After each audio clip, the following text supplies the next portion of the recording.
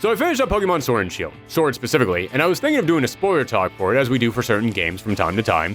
But the more I thought about it, the more I realized the main thing I want to talk about with this game isn't what we got, but what we didn't get and what could come next.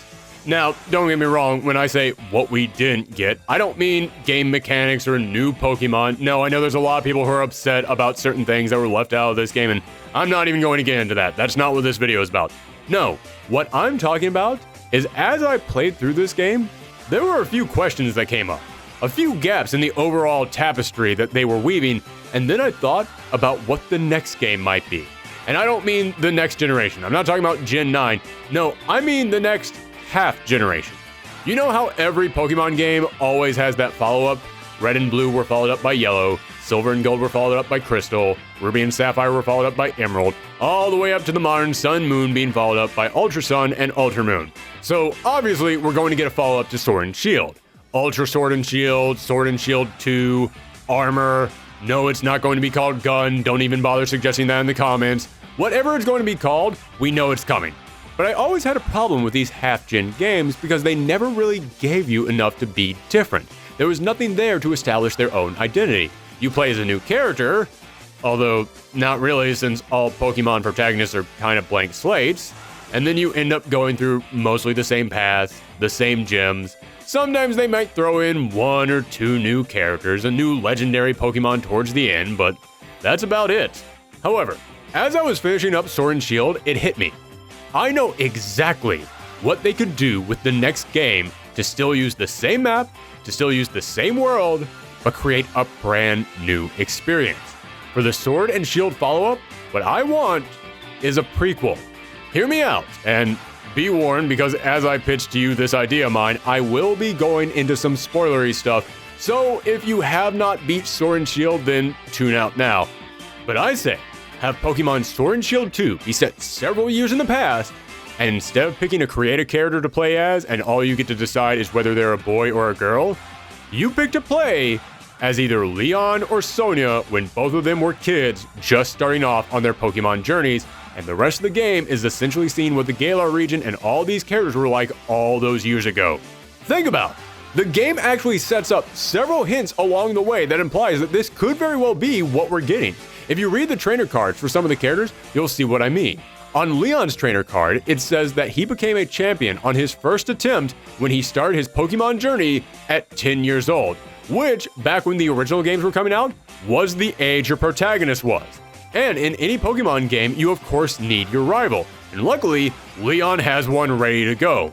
All throughout Sword and Shield, they kept mentioning the epic rivalry that has existed for years between the champion Leon and the #1 gym leader Rayhan. So imagine young Leon setting out with his longtime friend Rayhan, challenging him to see who can become the champion first. Now I know what you might be thinking. What about Sonia? Who will your rival be if you decide to play as her? Obvious, it's Nessa. Each time that Nessa comes up, they mention that she and Sonia have a long friendship that goes back years. And you might think, yeah, but we know Leon becomes the champion. You can't have Sonia become the champion, that's not canon. Who says her story has to be the same as Leon's? You could have their stories be 90% the same, but at the very end, they split in different directions. We can go ahead and assume that like other mid-generation installments, the new Pokemon game will introduce a new legendary, and Sonia's entire story in Sword and Shield was about her trying to track down the legend of the Sword and Shield Pokemon. Maybe at the end of the game, if you play as Leon, he goes off and fights in the championship. But if you're playing as Sonia, you have to go and track down some mysterious third legendary Pokemon that's being hunted down by whatever the villain group of the game is going to be. And then after the game is over, in Sonia's post-game, you can still challenge the champion in a total off-the-books, non-official match, so that way, even if she ends up beating them, she doesn't become the new champion and Leon is still the champ. And if you play as Leon, then in his post-game, you can go off and catch the legendary third Pokemon. But what else could we have in here? What other clues and hints to a possible prequel are in Sword and Shield? Well, if you're playing in Leon's campaign and you go to battle in the championship, who else could be there? The obvious choice is Chairman Rose. If you read his trainer card in Sword and Shield, it says that he once came in second in a past championship match. So, who beat him? Maybe the penultimate match for Leon is against the young Rose, who isn't a businessman yet, but is still a trainer. Speaking of Rose, this is when we get into spoiler territory. But at the end of Sword and Shield, he out of nowhere says, yes, I'm actually the bad guy, and I'm doing all this because we're running out of energy. Something that hadn't come up at all in the main storyline. But maybe we could see him in his younger days talking about this issue more. We could get details on what exactly he meant. And at the end of the game, Rose ended up unleashing Eternatus, a legendary Pokemon that had been trapped underneath Hammerlock City and was generating power. But we hadn't heard anything about Eternatus up until this point, or what it was doing underneath Hammerlock City. It just came out of nowhere. So if we got a prequel, then maybe we could actually learn more about Eternatus. We could get the origin of how it was caught and trapped underneath Hammerlock City. Speaking of other cities with backstories waiting to be explored, in Hulbury, when you meet Nessa for the first time, she's hiding out by the lighthouse, and from that lighthouse, there's a statue of two Toxtricities, and it says that they once saved the lighthouse. Okay, what's the story there? Let's say if you play as Sonia, when you get to Hulbury, you and Nessa have to stop some villain group from taking over the lighthouse for their own evil schemes, and two Toxtricities show up and save the day. Maybe that's the first time that Sonia meets Nessa, and that's how they become friends. Maybe the two Toxtricities belong to the gym leader of Hulbury from all those years ago, because if Nessa wasn't the gym leader yet, someone else had to be. And that brings me to what I'm most excited for in a prequel: the gym leaders and the other trainers. We've already gotten tons of hints about who or what could pop up in here. Opal has been a gym leader for 70 years, so we know that she'd still be there. Not much would be different about her, maybe she just wouldn't need a cane yet. Melanie has also been a gym leader for a while, but 15 years ago, she would be very different.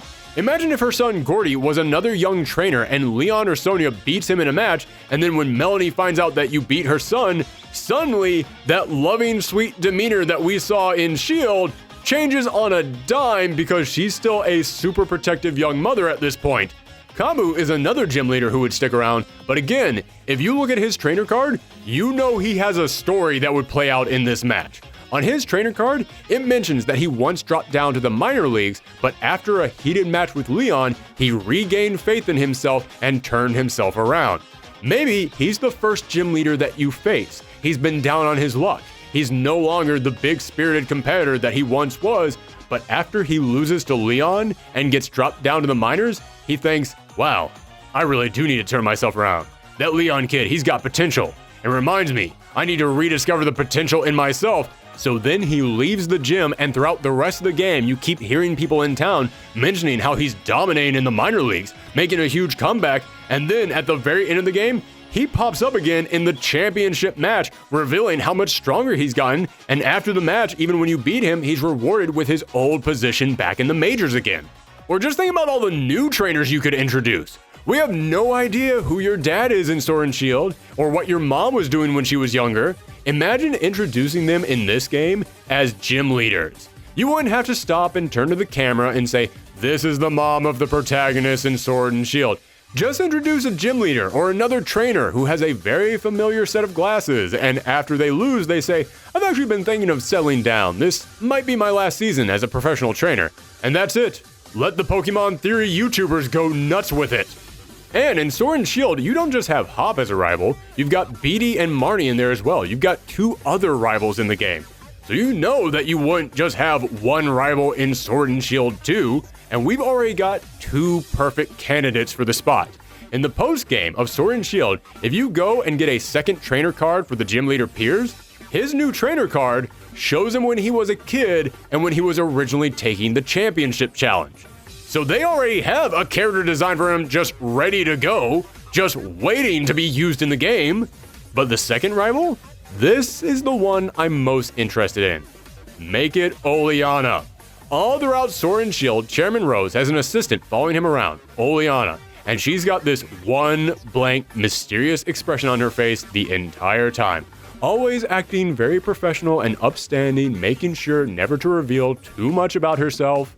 But then at the end, when you have to challenge her to a match, her expression cracks and she loses it. She looks like she is just enraged, and this has been something she's been holding back this entire time. This is the true Oleana, and each of the Pokemon she sends out are these regal, noble, elegant, fancy Pokemon truly fitting someone of her high standing. But then, when she gets down to her last Pokemon, she sends out Garbodor, the giant trash heap Pokemon. Her big ace in the hole is the walking garbage dump. And then when she uses her special move, she says it's a move that she was good with before she changed her image.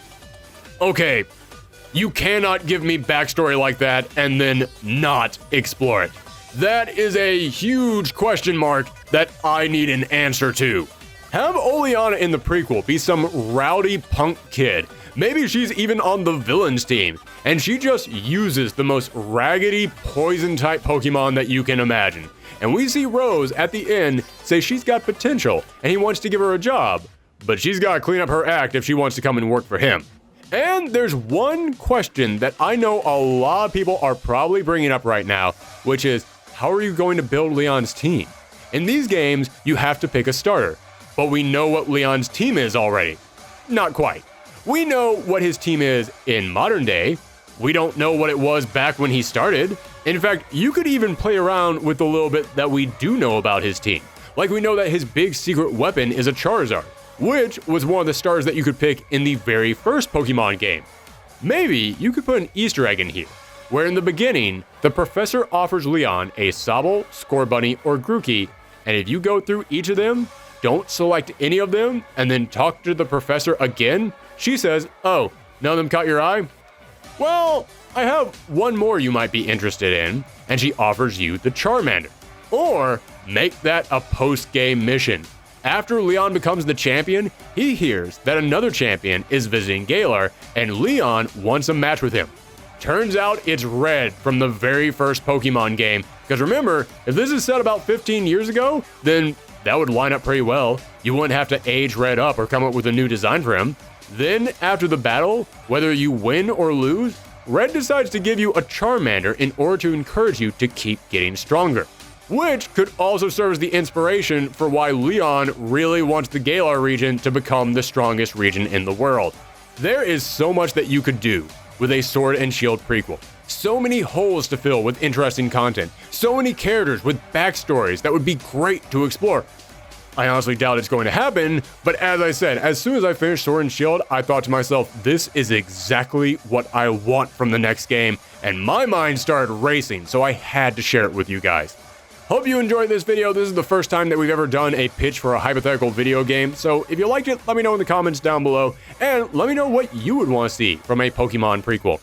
If you missed our review of Sword and Shield, it's popping up right over there. And remember to share these videos around the web and hit that like and subscribe button because that is the best way to help our channel grow. Thanks for tuning in, everyone. Come back next time.